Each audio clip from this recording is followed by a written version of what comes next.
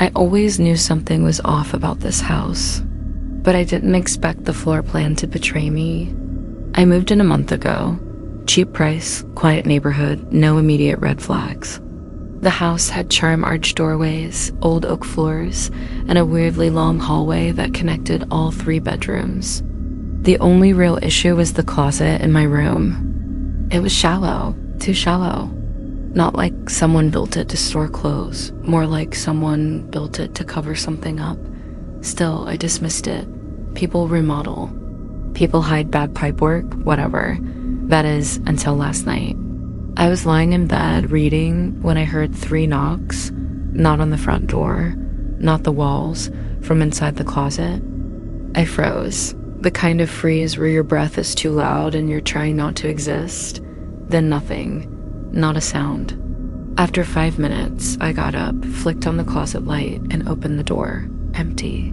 Same shallow depth. Nothing on the floor. No critters, no one hiding. Just the usual boxes and hanging coats. I shut it and told myself it was the pipes. Or maybe the house settling. Isn't that what people say when their walls knock back? The next morning, I woke up to something stranger. The closet was deeper. I mean that literally. The door hadn't moved, but when I opened it, the space stretched back at least 8 more feet. And at the very back, the carpet had been peeled up to reveal an opening in the floor. Not a trapdoor. A square cut into the wood, clean edges, and in the center old stairs descending into darkness. I stared. My heart was pounding in my throat. I knew this house. I'd studied the layout.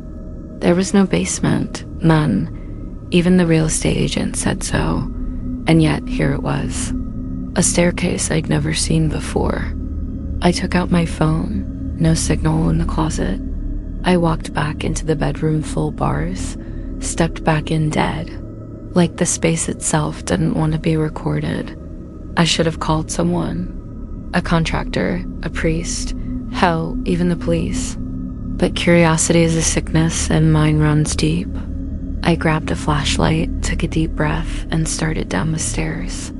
They creaked under my weight, loud enough to echo in both directions. Dust choked the air. The walls were real stone, cold and uneven, like a root cellar from the 1800s. And the deeper I went, the colder it got. Like the air had never moved down here. The staircase led to a small landing, then turned left. That's when I saw the door. Not just any door. A heavy metal one. Rusted over. Bolted shut from the inside of the basement, which made no sense. Who was keeping what out? Or in? I felt heat behind me, like someone exhaled on the back of my neck. I spun around. Nothing. But the flashlight flickered. I backed up toward the door, nearly slipping on the dusty concrete. The temperature dropped again. This time I could see my breath.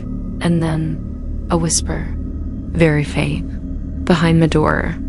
Help me. I didn't even think. I turned and bolted back up the stairs, 2 at a time. My feet slammed the steps. The air seemed to fight me, heavy and thick like I was running through water. The closer I got to the top, the tighter my chest felt, like the house didn't want me to leave. When I finally broke through the closet door, I fell onto my bedroom floor, gasping like I'd been drowning. I slammed the closet shut and jammed a chair against the knob. I didn't sleep, not a second. I sat in bed staring at that door all night, flashlight in hand, waiting to hear that whisper again. But the house stayed silent. This morning, I grabbed the blueprints from the welcome folder the agent left me. I laid them out on the kitchen table, my hands trembling. There was no closet in the master bedroom. Just a wall, a blank space, untouched, unmarked. And no basement. I tried calling the agent, number disconnected. I texted the contractor who did the initial inspection, no response. So I did something stupid. I opened the closet again.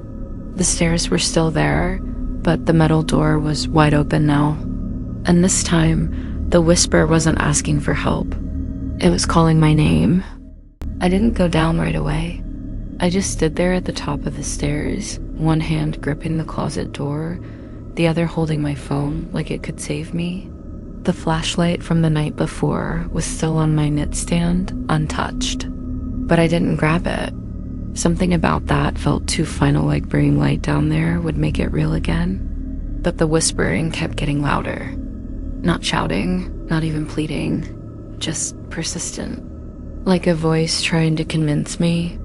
It repeated my name slowly, dragging it out like it was tasting it, and then it said something new. "You've already been here before?" I slammed the closet shut and backed into the hallway, heart punching my ribs. I could still hear the whisper through the door. I called a friend, Jason. He's an electrician, and not the kind to believe in ghosts. Told him I found a hidden basement and needed help checking it out. He was curious enough to come over that afternoon. When he got to the house, the whispering had stopped. I opened the closet for him. Jason blinked. "You sure this was here before?" I nodded. He shined his own flashlight down. "That's not code. These stairs are ancient. What the hell kind of basement is this?" He started walking down before I could say anything. I followed because being alone up there felt worse than being behind him down there. The stairs were as bad as I remembered. The air felt stale, and the deeper we went, the more it felt like the temperature was pulling heat out of our skin. Jason didn't say a word, just kept moving like something was pulling him. When we turned the corner and reached the door, I felt my stomach twist. It was closed again. Jason looked back at me. "You said this was open?" I nodded. "Did you close it?" "No." He touched the handle. "It's warm." That made no sense. The entire basement felt like a walk-in freezer. Without warning, he shoved it open. We stepped into a wide, circular room. Stone walls, floor covered in dust. No windows, no furniture, but writing. All over the walls in what looked like chalk or bone-colored paint. Jason walked around the room reading them out loud. He watches from the seams. "The floor plan is never wrong. You are. Rooms don't forget. There were 12 of me." Then one line made him stop cold. I killed my other self to escape. Jason turned to me and laughed, but it was a forced laugh. "Creepy. You said you didn't find any furniture?" I shook my head. Then I pointed. Because something had changed. In the corner of the room, there was now a chair. A plain wooden chair, facing the wall. Jason blinked. "Was that there when we walked in?" "No." He stepped toward it and kicked it slightly.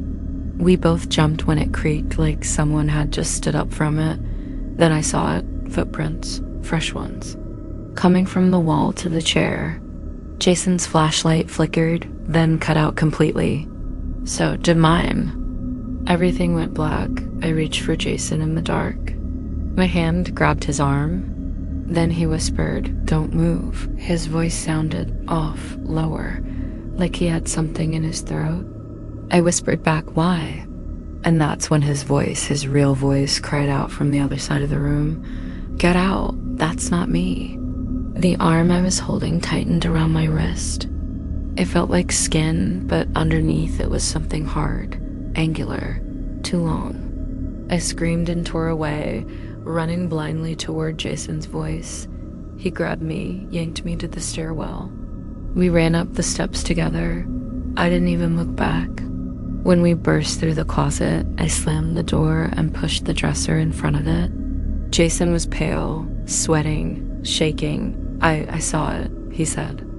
"It looked like you, standing in the corner. But it didn't blink, and it didn't breathe. I thought you were messing with me until I saw it open its mouth." He didn't finish the sentence. We never talked about it again, not really. Jason moved out of state a week later, said he needed a reset. I couldn't blame him, but I stayed. Not because I was brave, but because I couldn't leave. I tried. Packed my things, loaded my car, even drove to the edge of town. But the highway signs made no sense. My GPS froze on a blank screen. And when I pulled into a gas station for directions, the clerk looked up at me and asked, "Did you ever figure out what was behind the closet?" I never told him anything. I turned around and went back home, heart pounding. When I walked in, the house was silent, just as I left it, but something was off. My bedroom door was ajar and the closet. The dresser I shoved in front of it was gone. Not pushed aside, gone. The closet stood wide open, bare, shallow, normal. I didn't sleep that night. I just laid in bed, staring at the ceiling, trying not to blink. Because every time I blinked, I thought I'd wake up somewhere else. Somewhere deeper, somewhere beneath this place.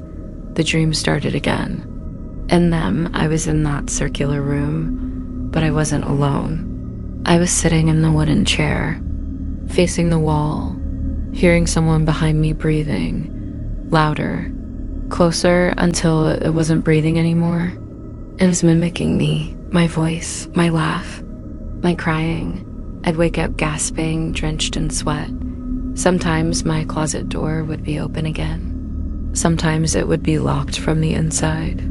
I called a contractor, desperate to rip the entire closet out, start fresh, seal it with concrete if I had to. He came the next morning, looked at the space, measured it twice, then frowned.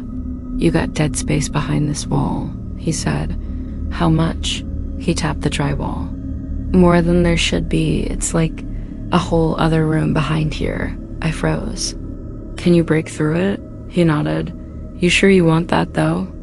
I didn't answer. I left him with the key and told him to call me when it was done. When I came back a few hours later, his truck was still in the driveway, but the front door was open. I stepped inside cautiously. "Hello?" No answer. I walked toward the bedroom. Dust was everywhere. He'd definitely started tearing down the wall. But the closet, it was open again, and the staircase was back. But this time, it didn't lead down. It led up. My phone buzzed. Unknown number. One message. "Come see what you built." I should have run. I should have burned the house down, but I didn't. I walked up. Each step groaned beneath my weight, but I kept going. At the top was a single door, same wooden frame, same rusted knob. I opened it. Inside was a room identical to my own. Same bed, same dresser, same mirror, except the reflection in the mirror wasn't me. It looked like me, but it didn't blink. It didn't move when I raised my hand. It just smiled. I turned to run, but the door was gone. Behind me, the room was now bricked shut. My phone buzzed again. "This is your floor now." And then, as I backed toward the mirror, it reached out. My reflection reached through the glass. Its fingers wrapped around my neck, cold, solid, real. I screamed. No one heard. "The house is still for sale. The floor plan says 2 bedrooms, 1 bath. But they never fixed the closet. They never found the contractor. And every few weeks, the new tenants move out without explanation. Some leave notes behind. Most don't, but one letter was found taped to the mirror in the master bedroom. In red ink, written over and over again, "Don't build this room. It already exists, and now I do too."